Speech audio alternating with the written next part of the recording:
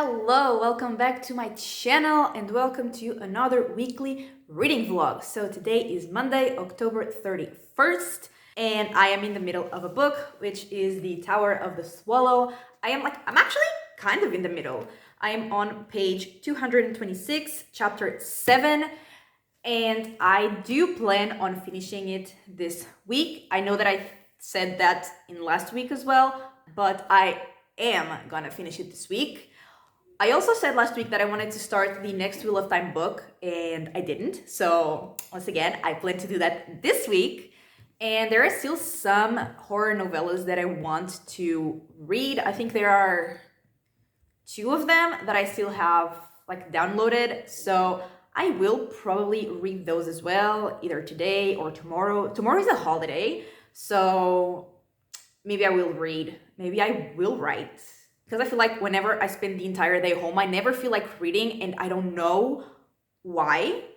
Because if I'm at work, I'm thinking I wish I could be home reading. But then when I'm home, I don't want to read.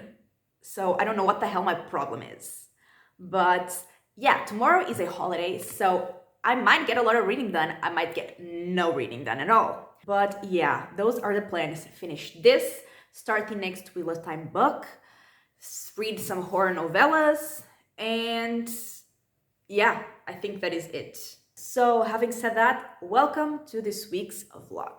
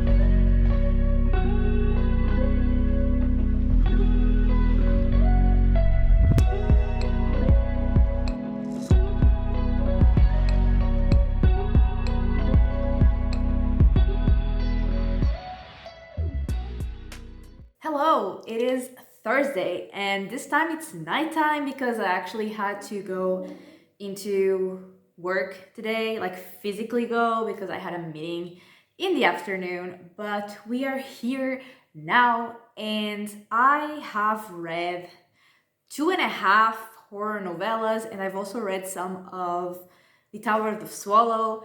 And the first novella I read was called Crossroads, and like I said, it was horror. And in this book, we followed Chris, whose son died 2 years ago and in a car accident, and she visits the spot where the accident was every day. And one day when she goes there, she has a cut on her hand, I think, and the cut opens and a drop of blood falls into the ground. And then later that night, she has a vision of her son, and she wants to see him more, and she decides to start making more offerings on the place where he died. And she does more offerings, but none of them seem to work as well as when she left her blood there. So she realizes that the offerings have to be more personal, and they start getting more and more personal. And the thing is, we're not even sure if it's actually her son that she's seeing. And this book was so sad. And I mean, the body horror gore situation was actually pretty intense. Made me kind of squeamish, and I am never squeamish. So that worked. And like I said, it's horror, but it's also devastating. It's such a sad book, which I was expecting given the premise, but I mean, I like the horror aspect of it, but I just came out of reading that book so sad. So if you read this book, just expect to be devastated. But yeah, like apart from making me sad, it also made me very stressed and nervous and anxious and, like I said, kind of squeamish. And I like, it was really sad, but I also like, I enjoyed it. I thought it was really good. And it's short, I'm not gonna give anything away, but I thought it was really good and I gave it 4 stars. And next I read Follow Me to Ground, and this was another horror novella. And in this one we followed Ada. I don't know if that's how you say her name, but it's Ada. And we followed her and her dad, and they are not human, even though we are never exactly told what they are, but they can basically like figure out what's wrong with humans and cure them. And like everyone in their town knows about them, and just knows that there are those two beings who can cure people. And so whenever anyone's sick, they just go up to Ada and her father's house to get healed. And Ada starts hanging out with a guy, human, and her father doesn't like it. And honestly, I didn't like him either. And I didn't really like the book either, because I feel like we spent a lot of time with, I don't know, descriptions of the cures they did, the whole like process of curing humans. We also had some chapters from like points of view of other people, like what they thought about Ada and her father. And I didn't really care. And also I was just like waiting for anything to happen, because it was just a lot of descriptions of cures of someone and another description of a cure of someone else, and just a lot of descriptions, and I just wanted more action. And also like I figured out what was, like, I don't know, the secret that was going on like pretty early on, and I don't know if it was supposed to be like really obvious, but it was. And so like when it was supposed to be like the reveal at the end, I was just like, yeah, that was obvious. I mean, I do have to say that like the last third was more interesting. Like things actually started happening. There was action. There were, things going on, which was better. Like I did enjoy that part, but the book as a whole, I was just honestly bored throughout most of it. Did not love it. Also didn't really feel, the horror, did not feel scared, did not feel uncomfortable, did not feel disgusted, didn't feel any of the things I want to feel when I'm reading horror. And so I gave this one 2 stars. And the third novella I started reading, and I'm kind of halfway through this one, was You've Lost a Lot of Blood. And I decided to read this one because I read another novella from this author, which was called Things Have Gotten Worse Since We Last Spoke. And that was the most disturbing thing I have ever read in my entire life. And so I couldn't wait to read more from this author. And like there was a review I read when I was like adding the book on Goodreads on like currently reading, and he was saying that this book is just like no plot, just vibes. And I mean, I'm down for that as long as the vibes are disturbing. And so far I'm confused, because we are following in like, this is sort of like, okay, this is weird to explain, because there's like a novella inside the novella, and there are also poems, and there are also like transcripts of the author of the poems in the novella, and that author is a psychopath, as we learn like right at the beginning. And like it's always fun for me to read from a psychopath's point of view, but like so far I'm just confused because I don't see things connecting. Like, what is the connection between the transcripts and the poems and the novella? Except the fact that the poems and novella are written by the author from the transcripts. I am just confused. And so far I agree, it's not a lot of plots, just vibes, but I'm confused about the vibes. And I also read 2 more chapters of The Tower of the Swallow, and one of them I really enjoyed because we were following Geralt and Jaskier and all of those people. So I really enjoyed that one. And like a lot of things happened, even though the ending of that chapter kind of made me sad, but overall I really liked it. But then after that, we got a whole other chapter that I was kind of bored in because I didn't really know any of the characters, and maybe I should, but I don't remember who they are. But the whole plot also didn't really pull me in, so I was kind of bored with that chapter. Also, speaking of The Witcher, my friends let me know that Henry Cavill is not gonna be Geralt anymore, and that is just depressing because like he was the perfect Geralt because he loves the character and he loves the world and the books and the games and everything, and I am upset. And also, like, just reading this book is making me want to rewatch the show, and now I want to rewatch the show even more, so I think I'm gonna do that during the weekend actually. But what I do have to do right now is edit my wrap-up, and for some reason I decided to, like, my raw footage is 40 minutes long. Like, why did I talk for 40 minutes straight? What is wrong with me? I have never recorded a video that long, like just talking in one sitting. I don't know what the hell I was thinking. But on a happier note, yesterday my friend and I decided like the dates for her to come visit me, and she bought the plane tickets. And I mean, it's only in January, so I will see her prior to that because I will be going to Portugal for the holidays, so like I will see her before that, but it's still super exciting that she is gonna come visit me in January. And yeah, I think that is everything that I have to say, and once again I feel like I have been talking for 3,000 years, so I will do stuff, I will read, I will probably rewatch The Witcher, and I will talk to you on Monday.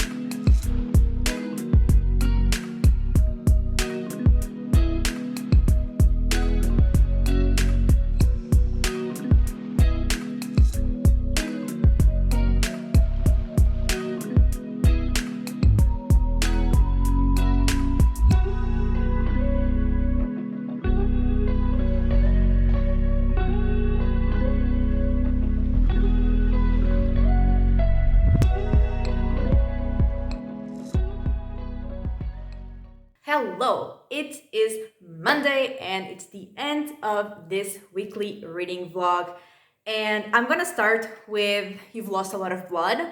So I finished that, and like it was still weird, confusing. There was a lot of things going on, none of them connected, and yeah, it was weird, but I actually liked it because, like I said, I really like to read from the point of view of psychopaths. I find that really entertaining, and I kind of guessed what, like, half of what was happening in the like novella within the novella. I kind of like, I figured out half of it, but the other half I didn't, and oh my god, that was crazy. And also, like, there was a quote that I'm gonna read because I thought that it was like pretty much summed up this book, because someone is saying it's a terrible story, there's no point to it other than to disturb the listener, or in this case the reader. And then the other person replied, sometimes that is the point. And I feel like that was just the point of this book, to disturb the reader in this case, because yeah, it was no plot, just vibes for sure. And the vibes were strange. The vibes were absolutely weird. And in the other book I read from this author, like, it was, I feel like, was way more disturbing than this one. But this one was also like weird. And like I've said in other videos, I like weird horror, like usually at least. I tend to really like it. So I also actually ended up really liking this one, and I gave it 4 stars. Then I finished The Tower of the Swallow, And after those two chapters I talked about in my last updates, we got some more that were from like just some random characters and others from Siri. And I have to say that I think I ended this book liking Siri a lot more. And I mean, it's hard to talk about the sixth book in a series without like talking about what happened without spoiling. So I don't think I can even do that. But basically, like, this was Siri's book. We followed her in the beginning, we followed her in the end, we followed her in a lot of chapters throughout the middle as well. And even the ones that weren't mostly from her point of view, there was still some of her inputs in it. And we were mostly learning what happened to her. And like I said, I actually ended up liking Siri more than I did before this book. So I'm happy about that. And it was actually pretty entertaining. There was like I said, there was that one chapter there in the middle that I didn't really care about. I was kind of bored, but overall it was actually pretty entertaining. And yeah, I really liked it and I gave it 4 stars. And then, I don't know if it was in this vlog that I said that I was gonna start the 13th book of The Wheel of Time, or if it was in my previous one, or if it was in both. It might have been in both, but I didn't. I started instead the Assassin's Apprentice, and this is the first book in the Farseer trilogy, which is also part of a whole world. And I started with this because I'm gonna be reading the Farseer trilogy this month as well, so I decided to start with this and then I will read Wheel of Time.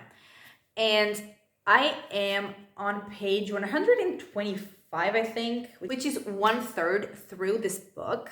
And basically in this book, we are following Fitz, who is the bastard son of the prince who was the heir to the throne, but then abdicated, but still a prince. And Fitz ends up like meeting the king and meeting the whole like royal people, the people in court. And I think at the part that I stopped, he said he was 13, so he's still pretty young. I'm assuming he's gonna be an adult at some point, but he's still pretty young. But he was recruited basically to be trained as an assassin. And that is what is going on. And most people I follow that have read this book really liked it, but there is one person who didn't because she didn't like Fitz. And so far, I am actually really liking him. I am really relating to him as well. And the story itself, like, it's pretty interesting. I'm very invested in what's going on. If there is one criticism that I have, is that it is pretty slow, but I was already expecting that. And it's just like my personal preference. I tend to like books that are more fast-paced. But like, apart from that slight criticism, the story itself and the characters I am actually really liking and really invested in. And yeah, that is everything that I've read this week. But let's just wrap it up. So I read Crossroads, which was 110 pages, Take Me to Ground, which was 208 pages, You've Lost a Lot of Blood, which was 236 pages. I read from page 226 to page 436, which was 270 pages of The Tower of the Swallow, and I also read the first 125 pages of Assassin's Apprentice, which gives me a total of 949 pages. And so that is everything that I read this week, and that is also the end of this weekly reading vlog. I really hope you enjoyed it, and if you did, give it a like and subscribe, and I will talk to you next time. Bye!